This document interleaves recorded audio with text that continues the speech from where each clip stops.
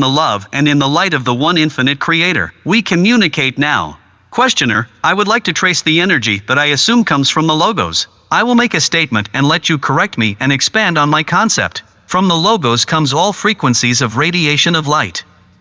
These frequencies of radiation make up all of the densities of experience that are created by that logos. I am assuming that the planetary system of our sun, in all of its densities, is the total of the experience created by our sun as a logos. Is this correct? I am. This is correct. Questioner, I am assuming that the different frequencies are separated, as we have said, into the 7 colors, and I am assuming that each of these colors may be the basic frequency for a sublogos of our sun logos, and that a sublogos, or shall we say, an individual may activate any one of these basic frequencies or colors and use the body that is generated from the activation of the frequency or color. Is this correct? I am. If we grasp your query correctly, this is not correct in that the sub-sublogos resides, not in dimensionalities, but only in co-creators, or mind/body/spirit complexes. Questioner, what I meant was that a mind/body/spirit complex can then have any body activated that is one of the 7 rays. Is this correct? I am. This is correct in the same sense as it is correct to state that anyone may play a complex instrument which develops an euphonious harmonic vibration complex such as your piano and can play this so well that it might offer concerts to the public, as you would say. In other words, although it is true that each true color vehicle is available potentially, there is skill and discipline needed in order to avail the self of the more advanced or lighter vehicles. Questioner, I have made these statements to get to the basic question which I wish to ask. It is a difficult question to ask. We have, coming from the sublogos we call our sun, intelligent energy. This intelligent energy is somehow modulated or distorted so that it ends up as a mind/body/spirit complex with certain distortions of personality, which are necessary for the mind/body/spirit complex or mental portion of that complex to undistort in order to conform once more with the original intelligent energy. First, I want to know if my statement on that is correct, and secondly, I want to know why this is the way that it is and if there is any answer other than the first distortion of the law of one for this. I am. This statement is substantially correct. If you will penetrate the nature of the first distortion in its application of self-knowing self, you may begin to distinguish the hallmark of an infinite creator, variety. Were there no potentials for misunderstanding and, therefore, understanding, there would be no experience. Questioner, okay. Once a mind/body/spirit complex becomes aware of this process, it then decides that in order to have the full abilities of the creator it is necessary to reharmonize its thinking with the original creative thought in precise vibration or frequency of vibration. In order to do this it is necessary to discipline the personality so that it precisely conforms to the original thought, and this is broken into 7 areas of discipline, each corresponding to one of the colors of the spectrum. Is this correct? I am. This statement, though correct, bears great potential for being misunderstood. The precision with which each energy center matches the original thought lies not in the systematic placement of each energy nexus, but rather in the fluid and plastic placement of the balanced blending of these energy centers in such a way that intelligent energy is able to channel itself with minimal distortion. The mind/body/spirit complex is not a machine. It is rather what you might call a tone poem. Questioner, do all mind/body/spirit complexes in the entire creation have 7 energy centers? I am. These energy centers are in potential in macrocosm from the beginning of creation by the logos. Coming out of timelessness, all is prepared. This is so of the infinite creation. Questioner, then I will assume that the creator, in its intelligent appraisal of the ways of knowing itself, created the concept of the 7 areas of knowing. Is this correct? I am. This is partially incorrect. The logos creates light. The nature of this light thus creates the nature of the catalytic and energetic levels of experience in the creation. Thus it is that the highest of all honor/duties, that given to those of the next octave, is the supervision of light in its manifestations during the experiential times, if you will, of your cycles. Questioner, I will make another statement. The mind/body/spirit complex may choose, because of the first distortion, the mental configuration that is sufficiently displaced from the configuration of the intelligent energy in a particular frequency or color of in-streaming energy so as to block a portion of in-streaming energy in that particular frequency or color. Is this correct? I am. Yes. Questioner, can you give me an idea of the maximum percentage of this energy it is possible to block in any one color? I am. There may be, in an entity's pattern of in-streaming energy, a complete blockage in any energy or color or combination of energies or colors. Questioner, okay, then I assume that the first distortion is the motivator or what allows this blockage.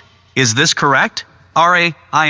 We wish no quibbling but prefer to avoid the use of terms such as the verb, to allow. Free will does not allow, nor would predetermination disallow, experiential distortions. Rather, the law of confusion offers a free reach for the energies of each mind/body/spirit complex. The verb, to allow, would be considered pejorative in that it suggests a polarity between right and wrong or allowed and not allowed. This may seem a minuscule point. However, to our best way of thinking it bears some weight. Questioner, thank you. It bears weight to my own way of thinking also. I appreciate what you have told me. Now, I would like to then consider the origin of catalyst. First we have the condition of mind/body/spirit complex which, as a function of the first distortion, has reached a condition of blockage or partial blockage of one or more energy centers. I will assume that catalyst is necessary only if there is at least partial blockage of one energy center. Is this correct? RA. No. Questioner, could you tell me why? RA. While it is a primary priority to activate or unblock each energy center, it is also a primary priority at that point to begin to refine the balances between the energies so that each tone of the chord of total vibratory beingness resonates in clarity, tune, and harmony with each other energy. This balancing, tuning, and harmonizing of the self is most central to the more advanced or adept mind/body/spirit complex.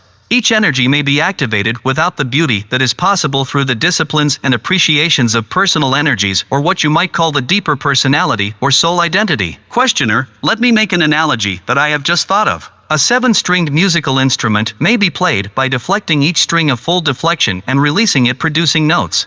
Instead of producing the notes this way, the individual creative personality could deflect each string the proper amount in the proper sequence, producing music. Is this correct?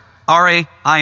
This is correct. In the balanced individual, the energies lie waiting for the hand of the creator to pluck harmony. Questioner, I would like then to trace the evolution of catalyst upon the mind/body/spirit complexes and how it comes into use and is fully used to create this tuning.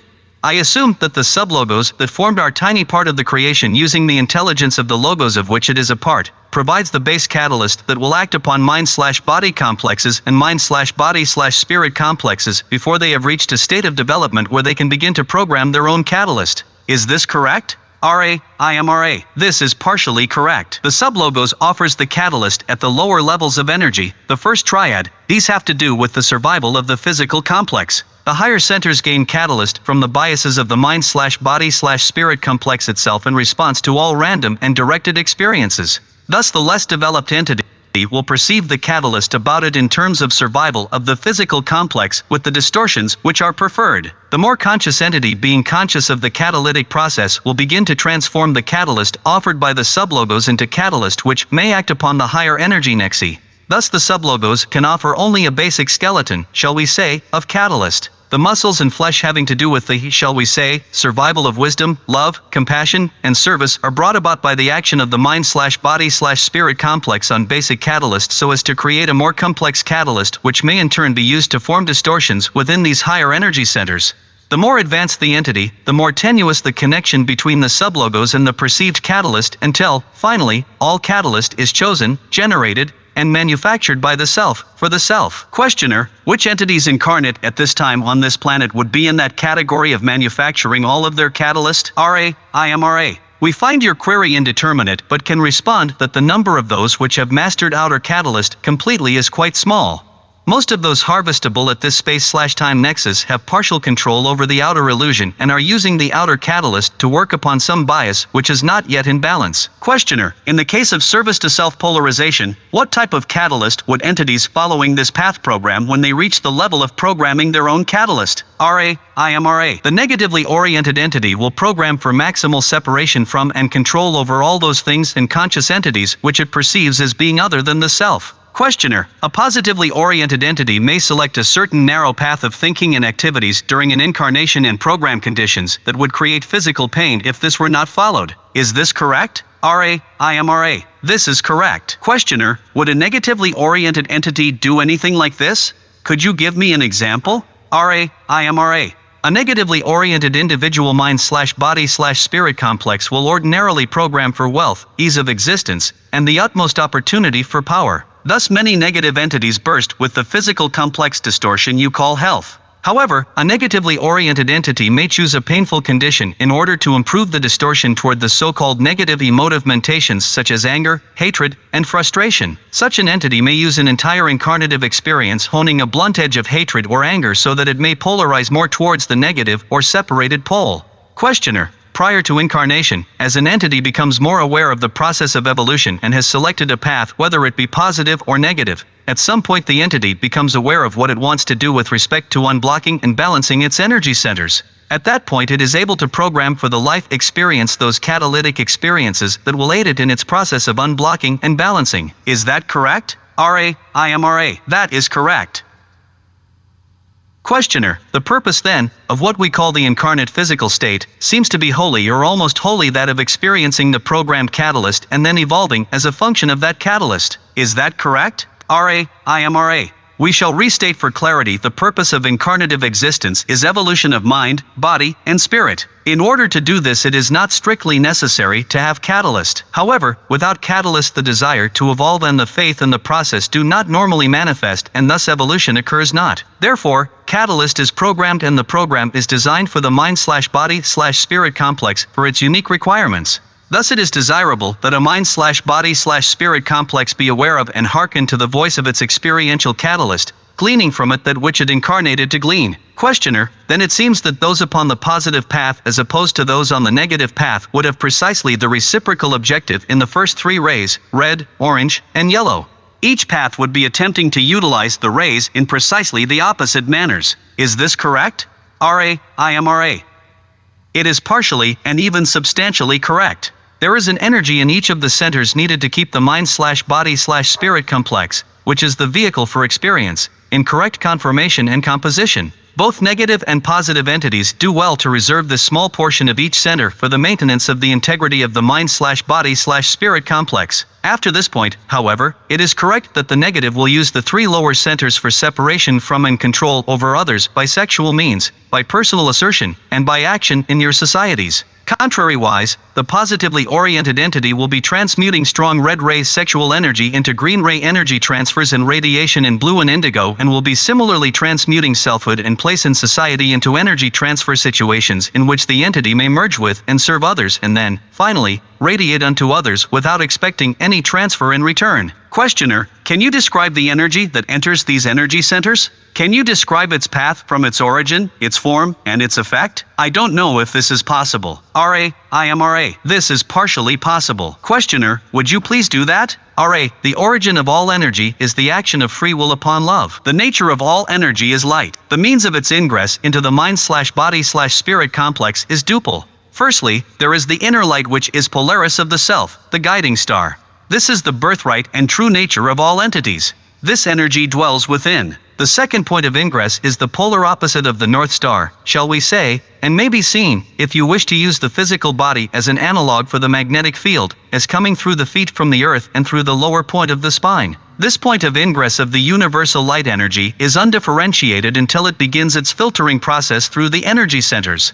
The requirements of each center and the efficiency with which the individual has learned to tap into the inner light determine the nature of the use made by the entity of these in-streamings. Questioner: does experiential catalyst follow the same path? This may be a dumb question. RA. This is not a pointless question, for catalyst and the requirements or distortions of the energy centers are two concepts linked as tightly as two strands of rope. Questioner: you mentioned in an earlier session that the experiential catalyst was first experienced by the South Pole and appraised with respect to its survival value. That's why I asked the question. Would you expand on this concept? RA. We have addressed the filtering process by which incoming energies are pulled upwards according to the distortions of each energy center and the strength of will or desire emanating from the awareness of inner light. If we may be more specific, please query with specificity. Questioner: I'll make this statement, which may be somewhat distorted, and then let you correct it. We have, coming through the feet and base of the spine, the total energy that the mind/body/spirit complex will receive in the way of what we call light. Each energy center then filters out and uses a portion of this energy, red through violet. Is this correct? RA. This is largely correct. The exceptions are as follows. The energy ingress ends with indigo. The violet ray is a thermometer or indicator of the whole. Questioner, as this energy is absorbed by the energy centers, at some point it is not only absorbed into the being but radiates through the energy center outwardly. I believe this begins at the blue center and also occurs in the indigo and violet. Is this correct? Alright. IMRA. Firstly, we would state that we had not finished answering the previous query and may thus answer both in part by stating that in the fully activated entity, only that small portion of in-streaming light needed to tune the energy center is used, the great remainder being free to be channeled and attracted upwards. To answer your second question more fully, we may say that it is correct that radiation without the necessity of response begins with blue ray, although the green ray, being the great transitional ray, must be given all careful consideration, for until transfer of energy of all types has been experienced and mastered to a great extent, there will be blockages in the blue and indigo radiations. Again, the violet emanation is, in this context, a resource from which, through indigo, intelligent infinity may be contacted. The radiation thereof will not be violet ray but rather green, blue, or indigo depending upon the nature of the type of intelligence which infinity has brought through into discernible energy. The green ray type of radiation in this case is the healing, the blue ray the communication and inspiration, the indigo that energy of the adept which has its place in faith. Questioner, what if a mind/body/spirit complex feels a feeling in meditation at the indigo center? What is he feeling? IMRA. This will be the last full query of this working. One who feels this activation is one experiencing in-streamings at that energy center to be used either for the unblocking of this center, for its tuning to match the harmonics of its other energy centers, or to activate the gateway to intelligent infinity. We cannot be specific, for each of these three workings is experienced by the entity which feels this physical complex distortion. Is there a brief query before we leave this instrument? Questioner, I just would ask if there is anything that we can do to make the instrument more comfortable or to improve the contact? IMRA. Please be aware of the need for the support of the instrument's neck. All is well. I leave you, my friends, in the love and in the light of the one infinite Creator. Go forth, then, rejoicing in the power and the peace of the one infinite Creator. Adonai. The Law of One, Book 3, Session 55. June 5, 1981. IMRA. I greet you in the love and in the light of the one infinite Creator. I communicate now. Questioner, I would first like to ask as to the condition of the instrument, please. IMRA. This instrument is experiencing physical distortions toward weakness of the bodily complex occurring due to psychic attack. This instrument's vital energies have not been affected, however, due to the aid of those present in healing work. This instrument will apparently be subject to such weakness distortions due to incarnative processes which predispose the body complex towards weakness distortions. Questioner, is there any specific thing that we can do that you have already told us or otherwise to alleviate this psychic attack or to help the instrument the most? IMRA. We scan this instrument and find its distortion towards appreciation of each entity and each entity's caring, as you may call it. This atmosphere, shall we say, offers the greatest contrast to the discomfort of such psychic attacks, being the reciprocal, that is, the atmosphere of psychic support. This each of you do as a subconscious function of true attitudinal, mental, emotional, and spiritual distortions towards this instrument. There is no magic greater than honest distortion toward love. Questioner, thank you. I want to ask a couple questions about previous material that I didn't understand. I am hoping that this will clear up my understanding somewhat with respect to the mental configurations with which we have been dealing. In the session before last you stated, however, this is a risk for the Orion entities due to the frequency with which the harvestable negative planetary entities attempt to bid and order the Orion contact just as these entities bid planetary negative contacts. Can you explain the mechanisms that affect polarization in consciousness with respect to this statement? IMRA. The negative polarization is greatly aided by the subjugation or enslavement of other selves. The potential between two negatively polarized entities is such that the entity which enslaves the other or bids the other gains in negative polarity. The entity so bidden or enslaved, in serving an other self, will necessarily lose negative polarity, although it will gain in desire for further negative polarization.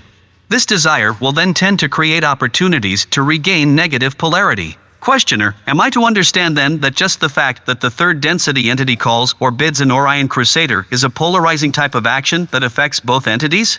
IMRA. This is incorrect. The calling mechanism is not congruent in the slightest degree with the bidding mechanism. In the calling, the entity which calls is a suppliant neophyte asking for aid in negative understanding, if you may excuse this misnomer. The Orion response increases its negative polarity as it is disseminating the negative philosophy, thereby enslaving or bidding the entity calling. There are instances, however, when the contact becomes contest, which is prototypical of negativity. In this contest, the caller will attempt not to ask for aid, but to demand results. Since the third density negatively oriented harvestable entity has at its disposal an incarnative experiential nexus, and since Orion Crusaders are, in a great extent, bound by the first distortion in order to progress, the Orion entity is vulnerable to such bidding if properly done. In this case, the third density entity becomes master and the Orion Crusader becomes entrapped and can be bid. This is rare. However, when it has occurred, the Orion entity or social memory complex involved has experienced loss of negative polarity in proportion to the strength of the bidding third density entity.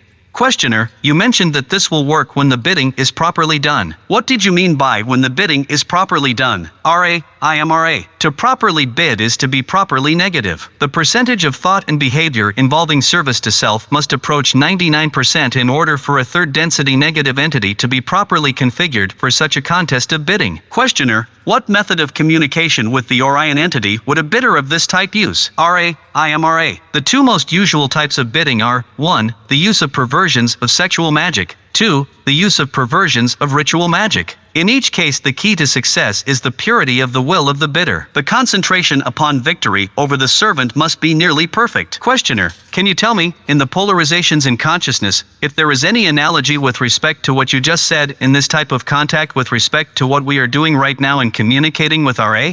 IMRA. There is no relationship between this type of contact and the bidding process. This contact may be characterized as one typical of the brothers and sisters of sorrow, wherein those receiving the contact have attempted to prepare for such contact by sacrificing extraneous, self-oriented distortions in order to be of service. The RA social memory complex offers itself also as a function of its desire to serve. Both the caller and the contact are filled with gratitude at the opportunity of serving others.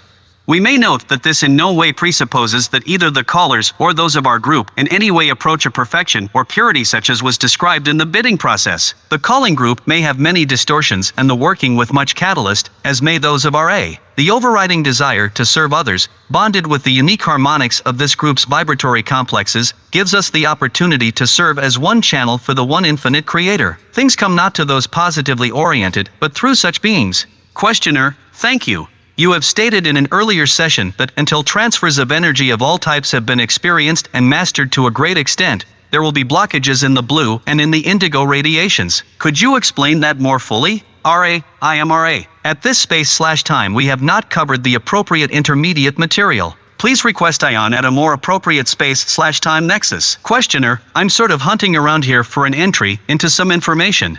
I may not be looking in a productive area. You had stated that as we, RA, had been aided by shapes such as the pyramid, so we could aid your people. These shapes have been mentioned many times, and you have also stated that the shapes themselves aren't of too much consequence. I see a relation between these shapes and the energies that we have been studying with respect to the body, and I would like to ask a few questions on the pyramids to see if we might get an entry into some of this understanding. You stated, you will find the intersection of the triangle which is at the first level on each of the four sides forms a diamond in a plane which is horizontal. Can you tell me what you meant by the word intersection? IMRA. Your mathematics and arithmetic have a paucity of configurative descriptions which we might use. Without intending to be obscure, we may note that the purpose of the shapes is to work with time/space portions of the mind/body/spirit complex. Therefore, the intersection is both space/time and time/space oriented, and thus is expressed in three-dimensional geometry by two intersections which, when projected in both time/space and space/time, form one point. Questioner, I have calculated this point to be 1/6 of the height of the triangle that forms the side of the pyramid. Is this correct?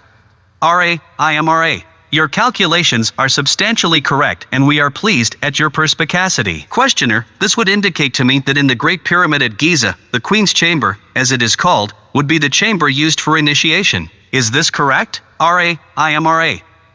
Again, you penetrate the outer teaching. The Queen's Chamber would not be appropriate or useful for healing work, as that work involves the use of energy in a more synergic configuration rather than the configuration of the centered being. Questioner, then would the healing work be done in the King's Chamber? IMRA. This is correct. We may note that such terminology is not our own. Questioner, yes, I understand that. It is just that it is the common naming of the two chambers of the Great Pyramid. I don't know whether this line of questioning is going to take me to a better understanding of the energies, but until I have explored the concepts there is nothing much that I can do but to ask a few questions. There is a chamber below the bottom level of the pyramid, down below ground, that appears to be roughly in line with the king's chamber. What is that chamber? RA.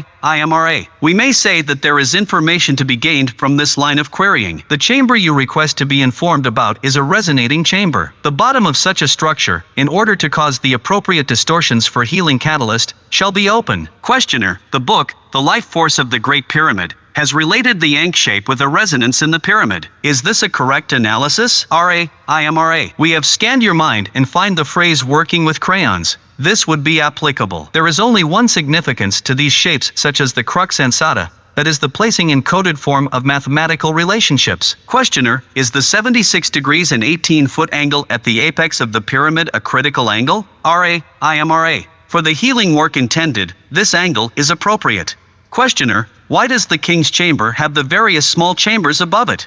RA.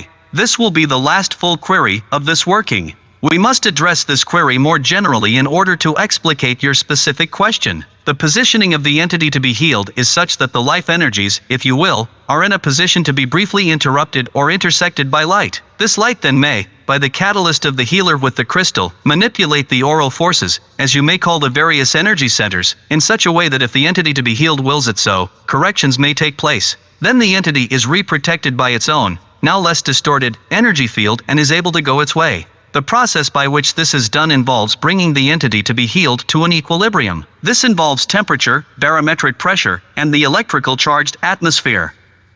The first two requirements are controlled by the system of chimneys. Questioner, does this healing work by affecting the energy centers in such a way that they are unblocked so as to perfect the 7 bodies that they generate and, therefore, bring the entity to be healed into proper balance? RA. This entity tires. We must answer in brief and state simply that the distorted configuration of the energy centers is intended to be temporarily interrupted and the opportunity is then presented to the one to be healed to grasp the baton, to take the balanced route and to walk thence with the distortions towards disease of mind, body, and spirit greatly lessened. The catalytic effect of the charged atmosphere and the crystal directed by the healer must be taken into consideration as integral portions of this process, for the bringing back of the entity to a configuration of conscious awareness would not be accomplished after the reorganization possibilities are offered without the healer's presence and directed will. Are there any brief queries before we leave this instrument? Questioner, only is there anything that we can do to make the instrument more comfortable or to improve this contact? RA. All is well. You are conscientious. I now leave this working. I leave you, my friends, in the love and in the light of the one infinite Creator. Go forth, then, rejoicing in the power and in the peace of the one infinite Creator. Adonai.